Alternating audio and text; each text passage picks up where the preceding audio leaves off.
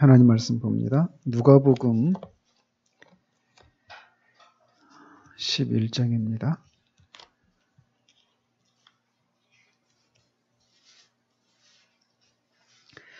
누가복음 11장 9절에서 13절까지 같이 읽도록 하겠습니다.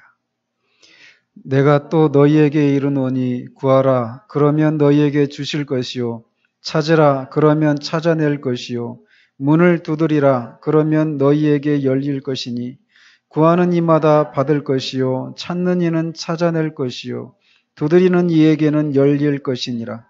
너희 중에 아버지 된 자로서 누가 아들이 생선을 달라 하는데 생선 대신에 뱀을 주며 알을 달라 하는데 전갈을 주겠느냐. 너희가 악할지라도 좋은 것을 자식에게 줄 알거든. 하물며 너희 하늘 아버지께서 구하는 자에게 성령을 주시지 않겠느냐 하시니라. 아멘. 정말 아멘이세요? 구하는 자에게 성령을 주신다는 거를 오늘 이제 나오니까 그때 가서 더 살펴보도록 합니다.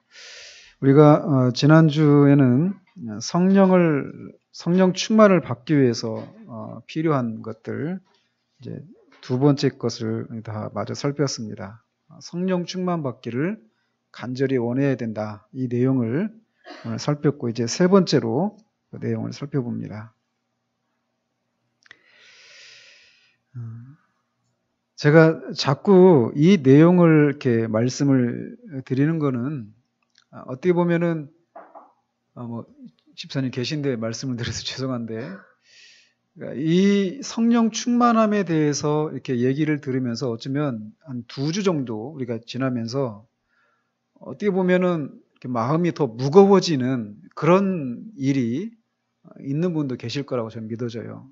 근데 사실 저는 그게 정상적인 그런 과정이라고 보여집니다. 왜냐하면 성령 충만함을 받는 거는 우리가 막 어떤 그 영적으로 짜릿해지는 것, 막 그 기쁨과 희열과 이런 요소만 있는 게 아니라는 거예요. 이런 요소가 분명히 있습니다. 그럼에도 불구하고 또 동시에 이렇게 어떤 고난이 있고 또 근본적으로는 우리가 우리의 삶을 통제하지 않는 우리들의 삶의 통제권을 전적으로 성령께 넘겨드리는 거예요. 우리의 모든 통제권을 삶의 주제권, 통제권 여러 가지로 표현할 수 있겠는데 그런 것들을 성령께 완전히 내어드린다. 그거는 그냥 아무것도 아닌 일이 아닙니다. 이거는 굉장히 큰 일이에요. 그리고 굉장히 무거운 일입니다. 그 중에 하나가 자기 사랑에 대해 어떤 죄에 대해서 우리가 살펴봤잖아요. 그 중에 하나만 가지고 보십시오. 자기의 이거를 성령께서는 싫어하시거든요. 근데 우리 안에 얼마나 자기의가 많습니까? 바리새인만 자기의가 있는 게 아니에요. 우리는 다 자기의가 있습니다. 자기 나름대로. 나 이 정도면 내가 그래도 하나님 앞에서 이 정도면 내가 어떤 하나님 앞에서 살았던 하나님이 나한테 은혜를 주실 만한 어떤 것이 나한테 있다라고 하는 이게 우리 안에 다 있습니다. 정도의 차이지만 다 있어요. 사실 어쩌면 사람들이 살아가는 힘도 그것 때문에 있는 겁니다. 그게 없는 사람들은 자살해요. 역설적으로 말해요. 그만큼 우리의 삶의 통제권을 내어드리는 것, 이것은 작은 문제가 아니라는 거예요. 그런데도 불구하고 정말 성령 충만을 받기를 원하는가? 왜 그런가? 이 내용에 대해서 분명하지 않으면 우리가 성령 충만함을 구하다가 말다가 이렇게 된다라는 것이. 그렇기 때문에 이런 부분들 막 진지하게 고민하는 내가 정말 꼭 성령 충만 받아야 되는가? 이 질문에 진지하게 서는 그런 작업들이 필요했기 때문에 그런 거를 좀 이렇게 어떻게 보면 여러분의 마음을 무겁게 해드리는 그런 메시지들을 2주에 걸쳐서 이렇게 전했던 것입니다. 계속 살펴가도록 합니다. 세 번째로 우리가 충만을 받기 위해서 필요한 것은 성령 충만을 받을 필요성을 알아야 한다는 것입니다. 이 내용도 굉장히 중요한 내용입니다. 왜 우리가 성령 충만을 받아야 되는가? 이게 어떤 개인적인 어떤 영적인 어떤 체험을 느끼는 데서 오는 개인적인 만족, 이거에 목적이 있는가 아닌가 이런 문제죠. 그래서 이 부분도 굉장히 중요해요. 그래서 한번 살펴보시면 우리가 해결해야 할 또 다른 문제는 우리가 성령 충만을 받을 필요가 있다라고 하는 것을 분명히 확신해야 한다는 것입니다. 당신은 예수님을 영접하고 회심하고 죄사함을 받았습니다. 더욱이 당신은 어디에선가 신약에 대한 강의도 들었을 것입니다. 당신에게 영생이 있고 아무도 당신을 하나님의 손에서 빼앗을 수 없다는 것을 당신은 잘 압니다. 지금부터 천국에 갈 때까지 당신에게는 즐거운 시간이 기다리고 있습니다. 그런데 왜 당신은 굳이 성령 충만에 관심을 갖습니까? 당신이 천국에 간다는 것을 확신할지라도, 이제 그 이유예요. 천국에 간다라고 하는 것을 확신할지라도 아마도 여러분은 그때까지 제대로 신앙생활을 할 수 있다고 확신하지 못할 수도 있습니다. 그러니까 지금 우리가 구원 받았어요. 근데 앞으로 우리가 천국에 갈 때까지 아직 많은 시간이 남아있단 말이에요. 근데 그 시간들 동안 내가 제대로 신앙생활 할 수 있을까? 왜 이런 생각을 하느냐면 우리가 끊임없이 넘어지고 어떤 때는 그 마귀가 우리를 이렇게 시험할 때는 하나님이 정말 계신가? 이런 질문까지도 우리 안에서 일어날 때가 있습니다. 그렇지 않아요? 그런 적 있으시죠? 근데 우리는 영문도 모르고 막 속절없이 그런 거에 당하고 막 그런 생각이 밀려올 때는 어떻게 할 줄을 모르고, 왜냐하면 그 생각이 너무나 불경한 생각이잖아요. 하나님을 향해서. 근데 그런 생각이 밀려올 때 속절없이 내가 정말 이런 생각이 밀려오는 내가 정말 구원받은 사람 맞는가? 이런 생각하면 속절없이 당한단 말이에요. 그죠? 근데 그런 것을 포함해서 우리는 끊임없이 넘어지고 우리 자신에 대해서 확신할 수 없는 우리의 그런 부족함을 끊임없이 본단 말이에요.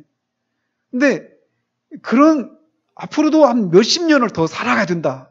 이런 상태로 살아가야 된다 생각하면 내가 정말 끝까지 이 믿음을 지킬 수 있을까? 이런 생각이 밀려올 때가 있단 말이에요. 그죠? 그리고 또 여러분이 회심했다 할지라도 이 세상을 살아가면서 끊임없이 몰려오는 낙심을 이겨내기 힘들다라는 것을 여러분도 잘 알 것입니다. 우리가 매일 경험하는 거잖아요. 그죠? 그러니까 우리 마음이 막 찬양으로 우리 찬양의 영으로 마음이 뜨겁고, 우리가 지금 카페에 올려온 찬양 영상 보시면 막 마음에 그 뜨거움이 있잖아요. 정말 제가 그 자막에도 추가적으로 넣었잖아요. 구원받은 것으로 충분하지 않습니까? 저는 이 생각이 막 밀려와요. 그 찬양을 막 들을 때. 근데 그러다가도 우리 눈앞에 펼쳐지는, 우리 손에 잡히는 그 현실들을 보면 그냥 곤두박질 치는 거예요. 이 일이 정말 어떤 해결이 있을까? 그죠? 우리가 끊임없이 그런 것을 경험한단 말이에요. 그래서 막 한껏 고무되었던 우리의 마음이 그냥 곤두박질 한단 말이죠. 그런 것들을 우리가 우리의 삶 가운데서 많이 경험해요. 그리고 지금보다 더욱 성령으로 충만하지 않으면 성경 말씀에 순종하고 진리를 이해하고 신앙의 열매를 맺고 승리하며 사는 것이 어렵다라는 것을 여러분도 잘 알 것입니다. 이런 이유들 때문에 여러분은 성령 충만을 받아야 하는 것입니다. 그러니까 왜 우리가 성령 충만을 받아야 되느냐? 이게 성령 충만을 받을 때 말할 수 없는 기쁨이 있어요. 말할 수 없는 영광스러운 즐거움, 기쁨, 이게 우리 가운데 있어요. 근데 그것이 결국 무엇을 향한 것이냐? 삶을 향한 것이라는 거죠. 낙심이 되는 그런 상황 가운데서도 낙심하지 않는, 그리고 이 말씀을 순종하면서 살아가는, 우리가 진리에 대해서 막 희미하잖아요.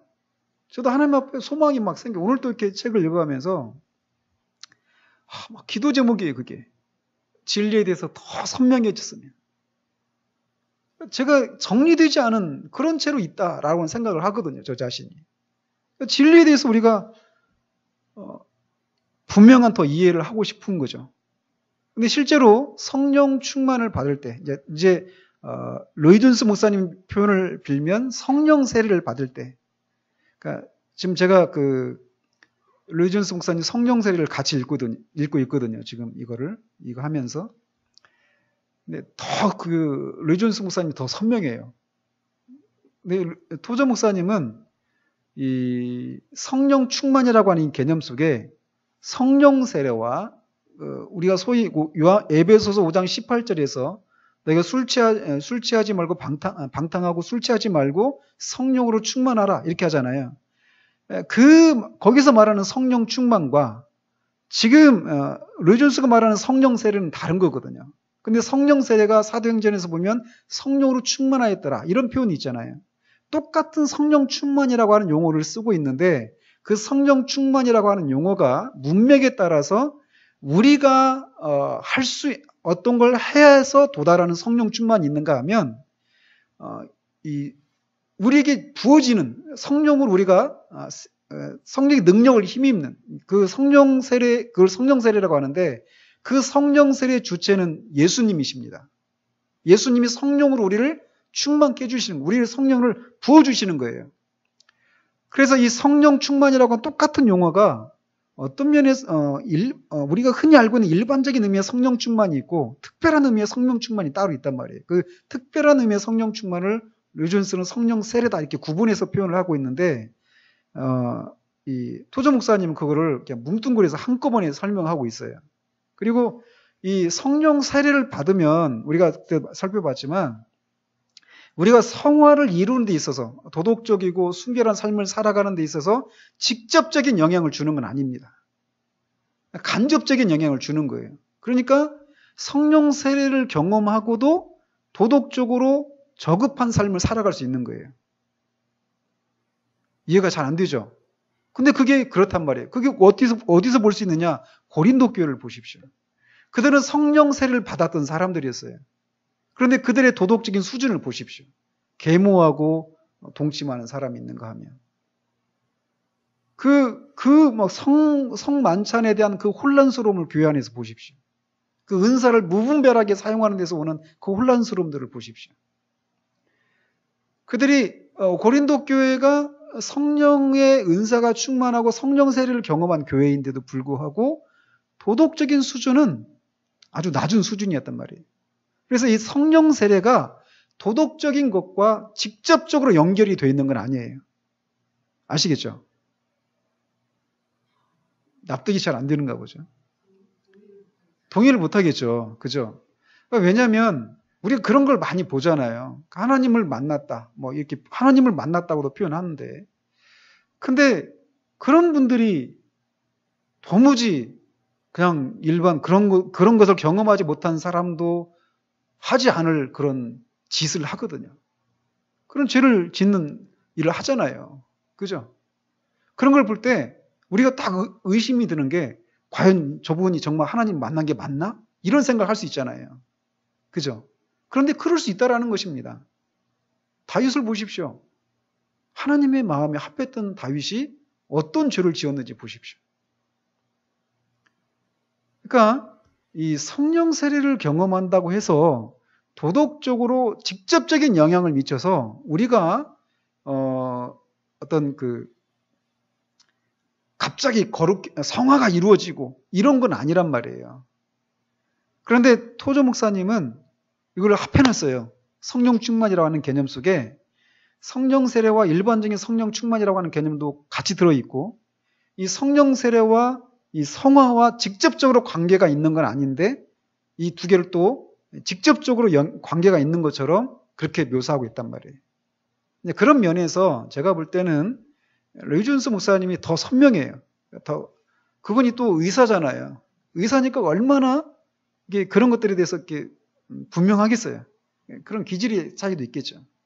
그래서 그런 면에서는 이제 류존스 목사님의 성령 세례라고 하는 책을 보실 수 있으면 같이 보시면 더 선명한데, 이미 제가 이것을 한번 설교했잖아요. 성령 세례.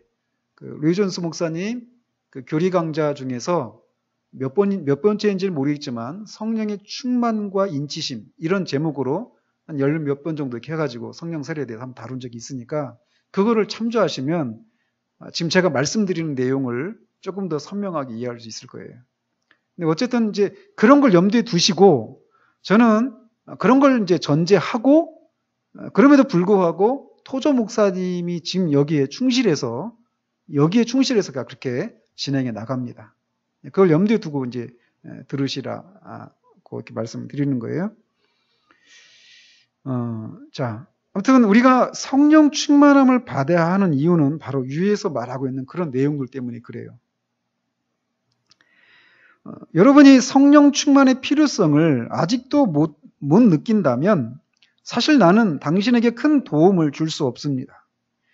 나는 당신에게 도움을 주고 싶습니다. 할 수만 있으면 나는 당신의 머리 뚜껑을 열고 하나님의 거룩한 기름을 부어주고 싶지만 그렇게는 할 수 없는 노릇입니다. 내가 할 수 있는 유일한 일은 세례 요한처럼 하는 것입니다. 그는 예수님을 대신할 수 없었고 단지 예수님을 가리키며 보라, 세상 죄를 지고 가는 하나님의 어린 양이로다 라고 말했을 뿐입니다. 그런 다음 그는 역사의 무대에서 사라졌습니다. 그가 사라진 후 모든 사람들은 그들 스스로 예수님을 상대해야 했습니다. 다시 말해서 그들은 각자 예수께 가서 그분께 도움을 받아야 했습니다. 그 누구도 나를 채워줄 수 없고 당신을 채워줄 수도 없습니다. 우리가 서로를 위해 기도할 수는 있지만 내가 당신을 채워줄 수도 없고 당신이 나를 채워줄 수도 없습니다. 성령 충만을 원하는 갈망이 당신 삶의 다른 모든 것들보다 우선해야 합니다. 성령 충만을 원하는 갈망보다 더 큰 것이 당신의 삶에 있다면 당신은 결코 성령 충만한 그리스도인이 될 수 없습니다. 하나님을 사모하는 갈망보다 더 급한 것이 당신의 삶에 있다면 당신은 성령 충만한 그리스도인이 될 수 없습니다. 덧붙이자면 그 위에서 이제 우리가 개인적으로 예수님께 나가서 도움을 받아야 된다. 결국 기도를 통해서 나가는 거잖아요. 그죠? 이거는 성령 충만에 대한 어떤 성령 세례를 받은 성령 이 용어를 그냥 이대로 쓰자면 성령 충만을 받은 사람들의 정기를 읽는 것으로도 충분하지 않아요. 그러니까 그걸 읽으면 우리 마음이 뜨거워지고 우리가 정말 그것을 이렇게 맛보고 싶은, 경험하고 싶은 이런 마음이 일어나는 건 사실이에요. 그러나 그것으로도 충분하지 않다라는 것입니다. 그러니까 폴 오셔 목사님이 개인 간증을 하거든요. 제가 들은 설교 중에 유일하게 개인 간증이 있어요. 하나님을 만난 것에 대해서. 근데 그게 아직 안타깝게 번역이 안 됐어요. 제가 지금 그걸 한번 해보려고 자막 넣는 걸 배웠잖아요. 근데 워낙 제 영어 실력이 딸려가지고. 근데 거기서 이제 그 부분은 제가 알아듣겠어요. 하나님을 만났던 그 부분. 그분이 하는 얘기가 그래요. 그러니까 결국 어디까지 가느냐면 나는 더 이상 이렇게 살 수가 없습니다. 하나님을 만났던 누구에 대한 책을 읽고 누구를 읽고 누구 다 읽어왔지만 그것으로 안 된다라는 거예요. 나는 더 이상 이렇게 살 수가 없습니다. 하나님, 나는 당신을 만나야 됩니다. 당신을 알아야만 합니다. 이렇게 하면서 나가는 거예요, 직접. 그러니까 이거는 우리가 이런 것을 소망을 불러일으켜주면서 여러분의 마음이, 우리의 마음이 뜨거워질 수는 있을지 모르지만 실제로 우리가 개인적으로 우리가 이것을 위해서 주님께 나가서 이 성령 세례를, 성령 충만함을 구하는 일이 없다면 이런 일은 일어나지 않는다라는 것이죠. 그래서 우리 안에 있는 그 소망이 진실하다라고 하는 것이 무엇으로 입증이 됩니까? 기도예요. 그러니까 저도 게을러졌는데 많이 그걸 많이 생각을 해요. 네 안에 있는 하나님을 향한 그 진실함이 진실하다라고 하는 것을 기도를 통해서 보여라. 진실하다라고 하는 것을 무엇으로 입증할 수 있느냐? 그 소망을 가지고 갈망을 가지고 구하는 것을 통해서 입증하라는 것이죠. 그러니까 그 포로쇼 목사님이 그렇게 기도에 대해서 얘기하면서 그런 말씀하셔요. 기도가 다른 게 아니라 우리가 믿는 것, 우리가 소망하는 것을 진짜라고 하는 것을 그렇게 구하는 것을 통해서 입증하는 것이 기도라고 얘기하는 거예요. 그래서 우리가 개인적으로 그 자리에 나가야 돼요. 이 자리에. 아무리 저 성령 세례 전 몇 번을 읽은지 모릅니다. 제가 뭐 96년부터 읽었으니까 지금까지 제가 몇 번을 읽었는지 몰라요. 막 책이 막 완전히 그 쥐똥같이 막 그 발했단 말이에요. 그러나 지금도 읽으면서 막 오늘도 읽으면서 마음이 막 뜨거워져요. 근데 이 뜨거움을 가지고 정말 주님 앞에 나가서 기도하는 것이 아니면 이런 일이 일어나지 않는다라는 거예요. 그리고 이 성령 충만을 원하는 것이 다른 어떤 것보다도 우선해야 한다라는 거예요. 그래 포로쇼도 자꾸 제가 포로쇼 얘기를 하는데 제가 가장 좋아하는 목사님이니까 어쩔 수 없습니다. 사랑하는 사람 얘기할 수밖에 없잖아요. 근데 포로쇼도 그런 얘기를 해요. 이 기도를 하면서 자기는 뭐 중국의 어떤 복음화 막 이런 걸 가지고 기도하지 않았다라는 거예요. 그냥 이 한 가지만 가지고 기도했다라는 거예요. 그러니까 다른 것이 아니라 그냥 이것이 아니면 안 된다라고 하는 여기 완전히 이제 소위 말하면 꽂힌 거예요. 그래서 그의 관심이 다른 것으로 분주해지지 않게 그렇게 했다라는 것이죠. 그래서 하나님을 사모하는 갈망보다 더 급한 것이 우리의 삶에 있다면 우리는 성령 충만한 그리스도인이 될 수 없다. 너무나 단정적으로 얘기를 하죠. 어떤 그리스도인들은 여러 해 동안 성령 충만 받기를 원하지만 모호한 태도를 취하기도 합니다. 나는 이런 사람들을 많이 보았습니다. 그들이 성령 충만을 받지 못하는 이유는 그들이 성령 충만보다 다른 것들을 더 원하기 때문입니다. 당신이 이 세상의 어떤 것보다 하나님을 가장 원한다는 것을 그분이 아실 때 그분은 당신의 마음 안으로 들어오실 것입니다. 그러니까 이때예요, 이때. 내가 또 강조하고 싶은 한 가지 사실은 혼란과 불안의 시기를 통과하지 않고는 성령 충만을 받을 수 없다는 것입니다. 르이존스도 똑같은 얘기를 합니다. 이것은 성경의 기록, 성경시대 이후의 기록, 교회 역사의 기록, 그리고 많은 그리스도인들의 체험적 기록에서 확인이 됩니다. 이런 기록들에 등장하는 사람들은 먼저 혼란과 불안의 시기를 통과하지 않고는 성령 충만을 받을 수 없다는 나의 말에 동의할 것입니다. 그러니까 이 아침이 오기 전에 그 새벽이 가장 어둡다라고 하잖아요. 그런 것처럼 이런 시기를 보낸다라는 것입니다. 심지어는 하나님이 계신가라고 한 이런 회의까지도 밀려올 수 있고, 그러니 뭐 내가 구원 받았는가 이런 회의도 밀려올 수 있겠죠. 그러니까 모든 것이 다 완전히 깜깜해지고 아무것도 아닌 것 같은 그런 깊은 회의에 빠질 수도 있다라는 거예요. 근데 이런 시간들을 반드시 지나더라는 것입니다. 그 시간 동안 뭘 보실까요, 하나님께서? 그 시간들 동안 그럼에도 불구하고 내 마음에 이런 회의와 불안과 갈등이 있지만 그럼에도 불구하고 내가 하나님을 만나는 것이 아니면 아무것도 아닙니다라고 하는, 하나님을 만난 이후에 그 삶을 사는 것이 아니면 나는 더 이상 이 삶을 살 수 없습니다라고 하는 그 마음의 그 진실을 하나님께서 보시기를 원하시는 거겠죠. 이 시간들을 통해서 말이에요. 그래서 이런 시간들이 있을 때 오히려 하나님과 더 하나님을 만날 수 있는 그런 더 시간이 가까워졌다라고 하는 것을 역설적으로 우리가 알 수 있게 된다라는 것입니다. 누구나 여기에서 예외가 없다라는 거예요. 주님의 백성은 어린아이들과 같습니다. 왜냐하면 그들은 단지 행복하기만을 원하기 때문입니다. 그들은 주님의 도움을 받아 즐겁게 떠들고 웃고 행복하게 살기를 원합니다. 그러나 교회 안에 행복한 철부지 아이들 치고 성령 충만한 사람들은 거의 없습니다. 하나님께서는 그들을 충만케 하실 수 없는데 그들이 매우 소중히 여기는 것들에 대해 죽을 준비가 되어 있지 않기 때문입니다. 그 죽을 준비가 되어 있지 않은 것 중에 저는 가장 중심에 우리의 삶의 통제권을 내어드리고 싶지 않은 거예요. 그러니까 내가 내 삶을 다스릴 수 있는 정도까지. 그죠? 이게 우리 안에 남아있어요.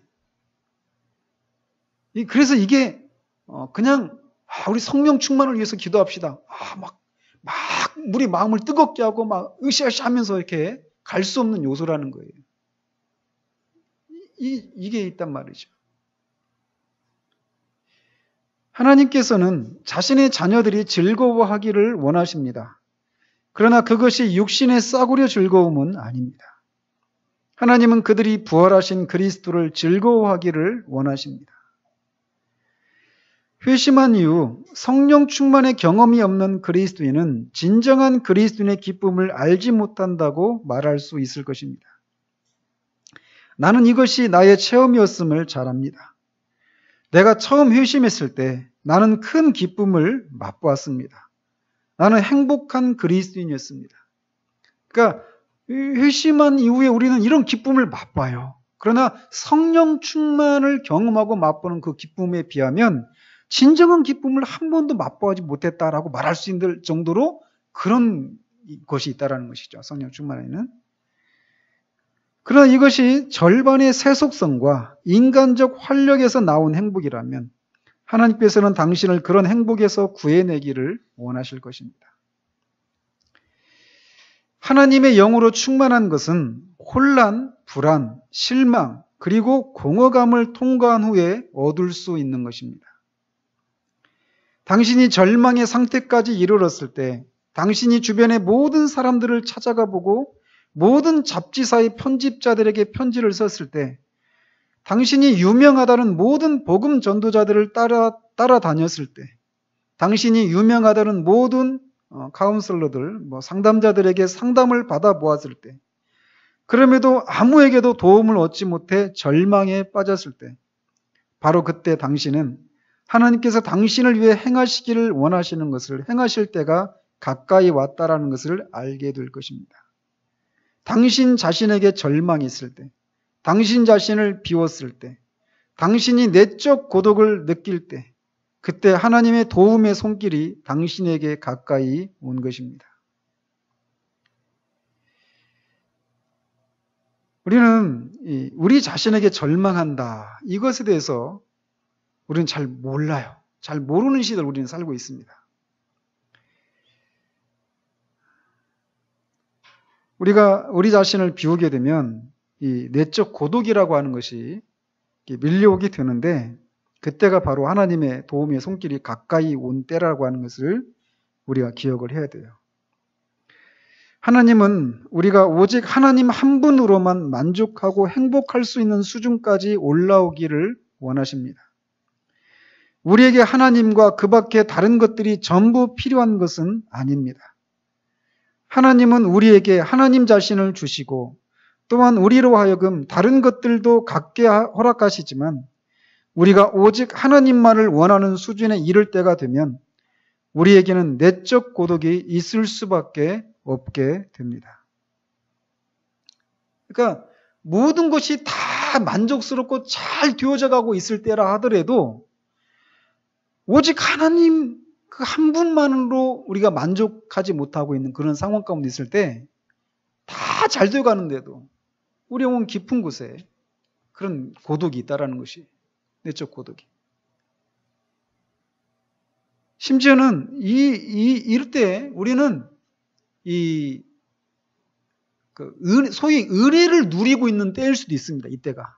은혜를 누리고 삶이 God on the mountain 그 찬양이 있는 것처럼 산 위에 있는 것처럼 우리가 그래서 삶이 최고조이고 그럴 때라고 하더라도 그럴 때라도 우리 안에는 그러니까 하나님이 주시는 은혜를 누리고 있는데도 불구하고 하나님이 주시는 그 선물, 어떤 은혜로운 감정과 어떤 그 삶의 어떤 안락함과 부유함과 모든 것이 형통해가는 이런 것이 아니라 하나님 자신,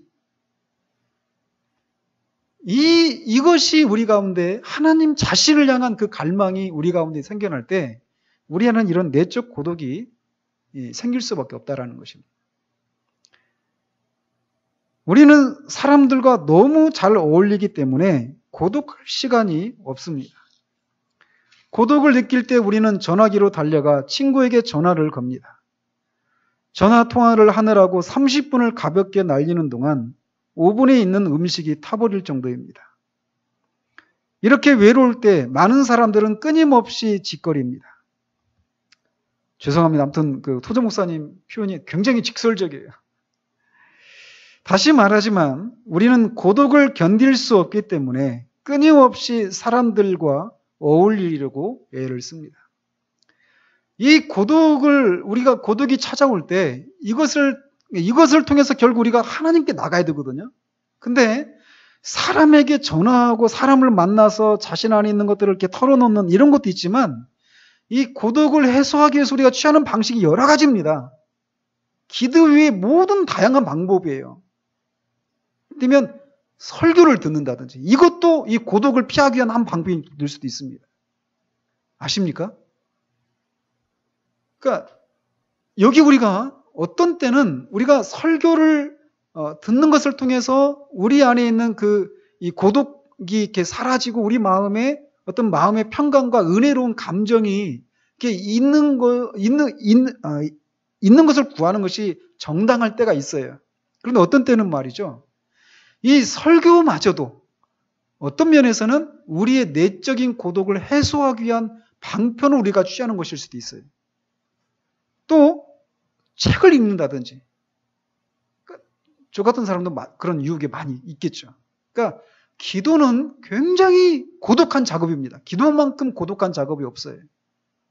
그렇잖아요. 왜 기도 안 하는 줄 아십니까? 기도가 힘드니까 그래요. 기도가 그냥 우리가 밥 먹고 잠자는 것처럼 뭐 그렇게 큰 노력을 하지 않아도 되잖아요. 그런 거라면 많은 사람들이 기도할 거예요. 근데 기도를 잘 안 합니다. 왜 그러냐면 힘드니까 그래요, 기도가. 기도는 육체적으로도 힘듭니다. 무릎 꿇고 한 시간, 2시간씩 있어 보십시오. 육체적으로도 힘들어요. 그리고 그 속에서 기도의 목적은 기도 가운데 하나님을 만나는 거잖아요. 하나님 앞에 우리의 마음을 쏟아내고 하나님이 우리에게 말씀해 주신 거예요. 기도에 대해서 들으려면 Sitting at the feet of Jesus 그거 한번 들어보십시오. 그 찬양 가사. 정말 기가 막히게 써놨어요. 주님이 우리에게 말씀해 주시는 거예요. 예수님의 발 앞에 앉아서 주님 우리에게 말씀해 주시는 거 듣는 게 기도예요. 그냥 우리 속에 있는 그 답답함을 그것을 막 털어내는 데서 오는 그런 시원함을 얻는 게 기도의 전부가 아니란 말이죠. 그런 요소가 분명히 있긴 있지만 말이에요. 근데 어쨌든 기도는 쉬운 일이 아니에요. 그러니까 기도하지 않는단 말이죠. 설교자도 마찬가지예요. 우리가 사람들과 얘기하고 설교하고 하는 것은 기도하는 것보다 더 좋아합니다. 왜 그런지 아십니까? 누구를 가르치고 설교하고 하면은 사람들로부터 그것에 대해서 어떤 칭찬을 듣기도 하고 그러잖아요. 근데 기도는 누가 칭찬합니까? 기도는 철저히 하나님 앞에서 혼자 하는 거예요. 그러니까 누가 그거에 대해서 칭찬하거나 이러지 않아요. 그러니까 기도는 그야말로 외로운 작업이란 말이에요. 근데 우리 안에 밀려온 하나님 한 분만으로만 만족이 될 수밖에 없는 그런 마음에서 찾아오는 그 내적 고독을 해소할 수 있는 가장 최선의 방법이 무엇이냐면 그 고독한 기도의 작업이라는 거예요. 근데 그것이 아닌 다른 방법을 취한단 말이죠. 근데 우리가 처음에는 사람의 도움을 받을 수 있고 책의 도움을 받을 수도 있고 사람의 도움을 설교를 듣는 것을 통해서도 받을 수 있어요. 독서도 어차피 설교일 수도 있고 그렇잖아요. 그런 것을 통해서 우리가 도움을 받을 수 있지만 궁극적으로는 우리가 하나님 앞에 독단적으로 서는 거예요. 그래서 그 외로움 가운데서 하나님 앞에 우리의 영혼 안에 있는 그 고독을 쏟아내는 이 작업들을 해나가야 한다는 거예요. 근데 이게 쉽지가 않으니까 이게 어려운 작업이기 때문에 이것이 아닌 다른 것으로 우리가 이렇게 그런 것들을 취한단 말이죠. 우리는 언제 말씀드렸죠? 이 고독, 영혼의 성장통 이런 제목을 한번 설교를 해드린 적이 있죠. 고독은 우리 영혼이 성장하는 데 있어서 반드시 우리가 이렇게 가져야 될 그런 것이라는 거죠. 그래서 다락방에 이제 이렇게 골방에 들어가서 기도하라고 하잖아요, 예수님께서. 그러니까 우리는 뭐 집에 구조적으로 골방을 갖고 있는 건 아니니까 어쨌든 하나님 앞에 가는 거죠. 하나님 앞에 독단적으로 서야 되는 것이죠. 계속 보시면 그러나 당신이 주님을 알기 위해 노력하는 입장이라면 친구가 위로를 해주는 것으로 여겨진다기보다 골칫거리로 느껴질 것입니다. 왜냐하면 그 친구가 당신에게 아무 도움이 되지 않기 때문입니다. 그가 진정 당신을 위해 해줄 수 있는 것은 아무것도 없습니다. 하나님을 깊이 알기 위해서는 당신에게 고독이 필요합니다. 당신은 하나님이 없는 것이 고통스러울 정도가 될 때까지 하나님을 원해야 합니다. 이런 고독과 고통을 느낄 때 당신은 하나님께 가까이 갈 수 있습니다. 이런 고독과 고통을 이기며 계속 노력할 때 하나님을 만날 것이며 하나님은 하나님의 놀랍고 복된 방법으로 당신을 받아들이고 충만케 하실 것입니다. 당신 이런 혼란과 불안과 실망과 어둠을 통과한 대가로 성령을 받는 것은 아닙니다. 이게 굉장히 중요해요. 그러니까 이게 뭐 한번 더 덧붙이자면 이런 생각을 우리가 갖기가 쉽습니다. 그래서 내가 그렇게 수고하고 어떤 대가를 치렀으니까 내가 이런저런 어떤 삶의 그런 안락과 사람들이 뭐 주는 어떤 칭찬과 그런 명예 이런 것들을 누려도 어느 정도 된다. 이런 생각을 가질 수 있단 말이에요. 성령 세례를 경험하는 거, 성령 충만을 받는 거, 하나님을 만나는 거. 그 과정 속에 분명히 그가 하나님 앞에서 이 고독을 뚫고 그 고통을 이겨내가면서 그 속에서 고독하게 하나님 앞에 나가서 기도하는 그런 씨름의 과정들이 분명히 있었지만 어느 누구도 하나님을 만난 사람들이 성령 충만을 경험한 사람들이 내가 그렇게 한 것에 대한 대가로 보상으로 하나님이 나한테 성령의 충만함이라고 하는 그런 상을 주셨다 이렇게 말하는 사람은 없습니다. 왜 기도하시는지 아십니까? 그것을 위해서 그분만이 그걸 주실 수 있기 때문에 그래요. 그것을 받지 않으면 내가 이런 삶을 앞에 말한 그런 삶을 살 수 없는데 그거를 주실 수 있는 분이 하나님이시기 때문에 특별히 더 구체적으로 말씀을 드리면 성령 세례를 주시는 분은 예수 그리스도이십니다. 높아지신 그 그리스도께서 성령으로 우리에게 성령을 부어주시는 것이거든요. 그분만이 주시는 분이시기 때문에 기도하는 거예요. 그런데 많은 경우에 내가 노력한 것에 대한 대가로 보상으로 이걸 주셨다라고 생각하면 이후의 삶 가운데서 어느샌가 우리 안에 그 숨겨져 있던 그 생각들이 이제 하지 말아야 될 일들을 하는 것으로 나타나기 쉽다라는 것을 우리가 염두에 둬야 돼요. 어쨌든 이것은 대가로 선물을 받는 것이 아닙니다. 성령은 하나님 아버지께서 그 자녀들에게 주시는 선물입니다. 선물은 항상 은혜입니다. 그죠? 선물은 은혜예요. 은혜로 주시는 거예요. 성령은 창에 찔린 예수님의 옆구리에서 하나님의 자녀들에게 흘러가는 선물입니다. 성령을 받기 전에 통과하는 절망과 불안은 휴경지 같은 당신의 마음을 갈아엎고 당신의 그릇을 비우기 위한 준비 단계라고 말할 수 있습니다. 먼저 비워지지 않으면 채워질 수 없습니다. 당신에게 불안과 절망이 찾아오는 것은 당신이 이미 많은 것들로 가득 차 있기 때문입니다. 이런 것들이 제거될 때 성령님은 당신 안으로 들어올 수 있는 기회를 얻으십니다. 우리가 그 출애굽기 초반부에 보면은 하나님께서 모세를 이제 바로에게 보내셔가지고 이스라엘 백성들을 이렇게 출애굽을 시키라고 하잖아요. 근데 그 과정에서 모세가 이제 바로한테 가가지고 우리를 보내라 하니까 어떻게 됐습니까? 아, 그래. 왜 이제 왔어? 하면서 바로 보냈습니까? 아니죠. 이스라엘 백성들이 어땠어요? 그전보다 더 곤고해졌죠. 더 많은 일을 해야 됐고, 막기까지 했단 말이에요. 그러니까 그들의 마음이 어떻습니까?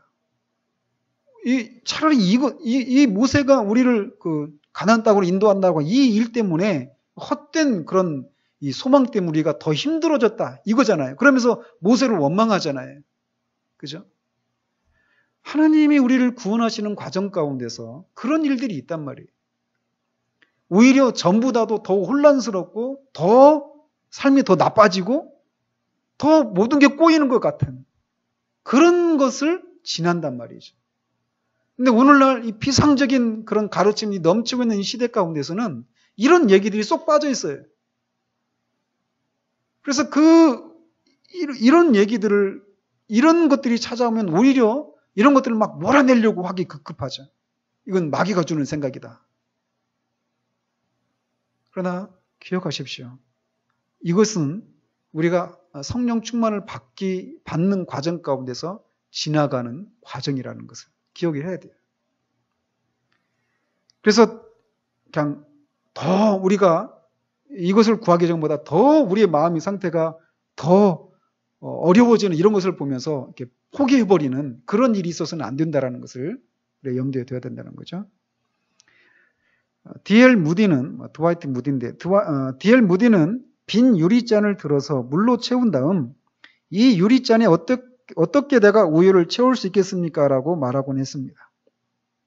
그런 유리잔의 물을 다른 그릇에 따라버리고 그 잔에 우유를 부었습니다. 그의 이런 실물 교육의 의미는 분명합니다. 성령 충만을 받기 위해서는 우리 삶에 중요하지 않은 것들을 비워야 한다라는 것입니다.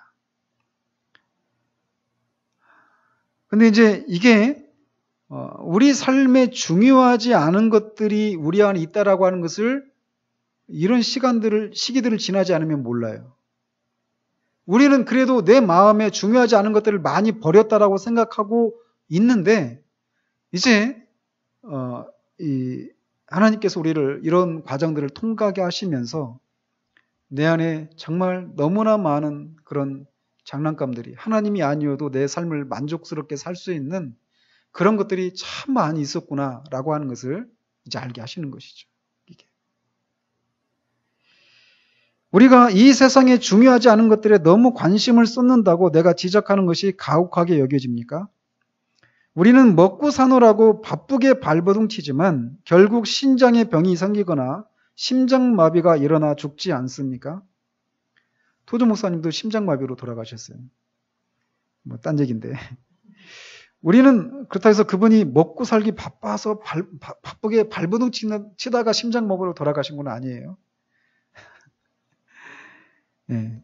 우리는 판매량을 늘리고 사업을 번창시키기 위해 동분서주하느라고 인생을 날립니다. 그리스도인이라고 하는 우리는 이렇게 요절할 각오를 하고 동분서주하는 동안 주님이 우리를 위해 병거를 준비하셨다가 천국으로 데려가기만을 원할 뿐입니다. 이것이 우리 그리스도인의 사고방식입니다. 슬픈 현실이지만 많은 현실이죠. 이런 모습들이. 형제들이요. 여긴 다 자매들인데 자매들이요. 내가 지금 지나친 얘기를 하는 것입니까? 내가 너무 큰 요구를 하는 것입니까? 나는 그렇다고 생각하지 않습니다. 왜냐하면 내가 볼 때 나는 마땅히 요구해야 할 것보다 훨씬 작은 요구를 하는 것이기 때문입니다. 하나님께서 높이 들어 사용하신 조나단 에드워즈나 존 웨슬레 같은 위대한 설교자들의 요구에 비하면 나의 요구는 아무것도 아닙니다. 자, 시간이 다 되어서 또 여기까지밖에는 못할 것 같습니다. 다음에 하도록 하고요. 분명한 것은 이런 게 있어요. 분명히 지금까지 우리가 다룬 것들 이게 보면은 여전히 우리 마음이 무겁게 다가올 수 있습니다. 이런 내용들이. 그런데 이 성령 충만함을 받는 거, 전 청년 때 그런 얘기를 이렇게 자주 했어요. 오늘도 이렇게 아침에 기도하면서 그때 그 말했던 그것이 기억이 나더라고요. 우리가 인생을 70년을 산다면 69년, 12개월, 30일, 23시간, 59분 동안 하나님을 찾다가 그 마지막 생애 1분 동안 하나님을 만나는 일이 있다면 그것은 인생은 성공한 것이다라고. 하나님을 만나는 거, 이거는 성령 충만을 받는 거, 이거는 우리가 어떤 대가를 치르더라도 기꺼이 그렇게 되고 싶은, 또 되어야만 하는 그런 것이라고 하는 것을 우리는 알아야 돼요. 우리는 어떤 환경이 우리를 억울한다 하더라도 우리가 거기에 일희일비하지 않고 낙심하지 않고 고난과 환난 가운데서도 기쁨을 누리면서 살고 싶잖아요. 그죠? 이 초대교회에 있었던 그 사람들 보십시오. 히브리서에서 그들이 겪었던 그 고난을 얘기하고 있잖아요. 산업을 다 뺏기고, 그러니까 직장도 뺏기고, 죽기도 하고, 사자밥이 되기도 하고, 그런 일들이 있었단 말이에요. 그런데도 그들을 사로잡고 있었던 게 있었어요. 그게 뭐냐면 그들 안에 있는 기쁨이었어요. 그 기쁨을 무엇으로 설명할 수 있겠습니까? 그거는 세상에 줄 수가 없는 거예요.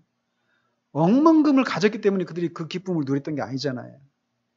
오히려 그들은 다 뺐기 때니까요. 심지어 죽기까지 했단 말이죠. 근데 그 속에서도 그들이 기쁨을 누릴 수 있었어요. 그리고 오히려 이 자신들이 예수님을 인해서 고난받는 것 때문에 영광스럽게 생각했어요. 왜냐하면 그것이 내가 예수님께 속겠다라고 하는 것을 말해주는 것이라고 믿었기 때문에 말이죠. 그리고 그들이 그 복음을 증거하는 일에 있어서 얼마나 담대했습니까? 오순절 성령 강림 전에 그 제자들이 숨어 지냈잖아요. 그 찬송가 올려놓은 것 중에 He's alive 있죠. 주님이 살아나셨다.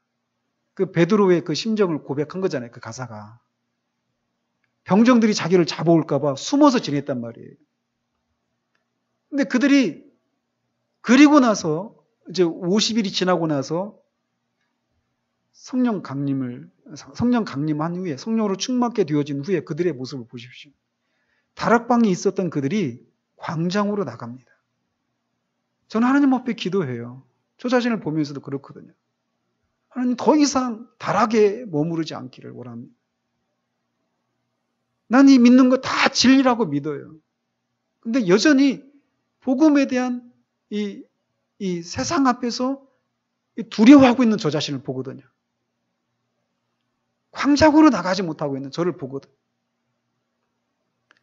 그리고 그들의 사역과 그 복음을 증거하는 그들이 그 사람에 대한 두려움이 다 없어져 버렸습니다. 그리고 그들이 그 성령 충만함을 경험하고 나서 그들의 사역 가운데 얼마나 놀라운 일들이 일어났습니다. 우리가 우리의 믿지 않는 가족들을 위해서 기도하고 그들에게 복음을 때로는 전하고 그러잖아요. 그럴 때마다 우리가 뭘 느낍니까? 우리의 무력함. 그죠? 철옹성같이 움직이지 않는 그들의 그 견고한 그 실체 앞에 철저히 무능력한 우리들을 보잖아요. 저는 매주마다 그걸 경험하거든요. 설교하면서. 3년이 지났지만 여전히 그냥 있는 분들을 보여요. 그 앞에 철저히 무능력한 저를 봅니다. 근데 이 말씀사에게 설교자뿐만 아니라 우리가 개인적인 전도를 통해서도 마찬가지예요. 열매가 나타나는 거예요. 그리고 기도에 대해서도 마찬가지예요. 기도에 있어서도 이 성령 충만함을 경험한, 하나님을 만난, 여러 가지를 표현할 수 있어요. 그들의 그 기도 생활에 있어서 얼마나 실제적인 그런 기도를 하는가. 우리 하나님이 전능하심을 믿잖아요. 그죠? 근데 우리의 기도 생활 가운데 얼마나 하나님의 전능하심이 우리의 삶의 현장, 그 구체적인 삶의 자리 가운데서 나타나고 있습니까? 그런 기도를 우리는 하고 있는가라는 거예요. 폴 오쇼가 우리에게 이렇게 도전을 해요. 목사님들을 앞에 놓고 설교하면서 그런 설교를 하시더라고요. 여러분들은 기도를 통해서 한 사람이 변화되는 그런 기도 생활을 해본 적이 있느냐고. 얼마나 놀라운 도전입니까? 근데 마치 우리 기도는 그런 것 같잖아요. 정말 죄송합니다. 바늘로 코끼리 죽이는 것 같이. 바늘로 코끼리를 찌르고 죽을 때까지 기다리는. 그래서 코끼리가 죽은 게 바늘로 찔러서 죽은 것이다. 이렇게 말하는 것 같이. 우리의 기도가 그런 경우가 많잖아요. 근데 그런 기도 생활에도 변화가 일어납니다. 진리에 대한 이해. 존 플라벨이 그런 성령 세례를 이렇게 경험하고 나서 그 한 번의 경험을 통해서 자신이 50년 동안 연구하고 얻은 그런 지식보다도 천국 생활에 대한 이해가 더 선명해지고 분명해졌다고 얘기를 합니다. 성령 세례를 통해서 그런 일들이 일어나는 거예요. 그래서 그동안의 신앙생활이 변호인과 같은 그런 사람이었다면 그 이후로 증인이 됩니다. 근데 그 일이 누구에게나 열려있다라는 거예요. 모든 그리스도인들에게 말이에요. 그래서 우리는 분명히 이 어려움들이 있어요. 분명히. 근데 우리는 여기서 그 토저가 말하는 것처럼 행복한 철부지 이 아이들과 같은 그런 상태에서 우리가 머무르지 않아야 한다라는 거예요. 그래서 우리가 지금 기도하는 게 그거예요. 근데 지금은 계속 사전 작업이죠. 좀 정지 작업을 하고 있는 그런 단계에서 마음의 무거움도 있을 수 있겠지만 성령 충만함을 경험했을 때 우리가 살게 되는 그 삶이라고 하는 것은 앞에서도 말한 것처럼 기쁨이라고 하는 측면만 가지고 얘기할 때도 진정한 그리스도인의 기쁨을 내가 전에 맛봤는가 이런 생각을 할 정도로 그 현격한 차이가 있는 그런 것이 있다는 것이. 우리는 오늘도 하나님 앞에 기도하기를 바랍니다.